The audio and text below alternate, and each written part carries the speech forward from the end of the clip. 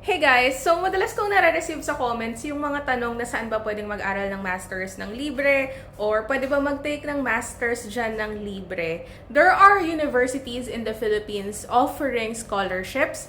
Meron din pong mga kumpanya sa Pilipinas na nag-offer po ng scholarship.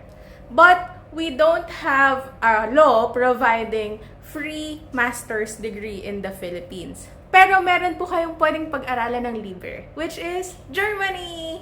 Libre pong mag-aral ng bachelor's, master's, and PhD in Germany kahit po international student kayo. And pwede nyo pong i-check yan mismo sa website na to. So just go to this website. So ayan na, daad.de. Puntahan nyo yung website na yan. Tapos nakikita nyo yung tatlong guhit na yan. Pindutin nyo yan. Tapos makikita nyo to. So pindutin nyo yung studying and researching in Germany. Tapos lalabas ito. So, bahala na kayo kung anong option yung gusto nyong lagay dyan, kung anong course type, kung naghanap pa kayo ng bachelor's, master's, PhD, short courses, language courses. Tapos, yung course language, pwedeng ilagay nyo na German only, or English only, or German and English. Depende kung anong language yung gusto nyo na medium of instruction ng course nyo. Tapos, ayan o, field of study. So, dahil interesado ako sa languages and cultural studies, yan yung nilagay ko. And there are 175 courses offered.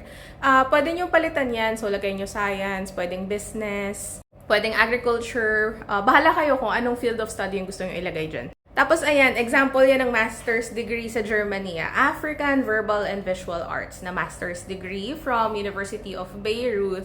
I'm not sure if I pronounced that properly.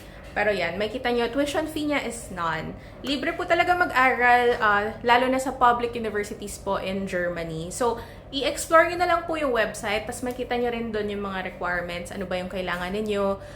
There are international programs that are taught in English. Pero kung marunong kayo mag-German, edi mag-enroll kayo doon sa mga German courses. Pero yun nga, may option naman na English only. And yes, majority of these are free. And wala pong age limit, so kahit senior citizen po kayo na gusto nyo pong mag-aral sa Germany, go lang po, yun lang. Libre lang po yung tuition ha, so walang tuition fee na babayaran, pero bahala kayong mag-isip kung saan nyo kukunin yung expenses para mabuhay doon. Pwede naman kayo magtrabaho habang nag-aaral. So make sure na may trabaho kayo or negosyo kayo bago kayo pumunta ron, or may malaking ipon kayo para i-cover lahat ng expenses. But yes, you can work while studying, and again, there is no age limit. And it's free. Tara! Kasi interesado rin ako mag-aral sa Germany, so sabay-sabay na tayo mag-apply.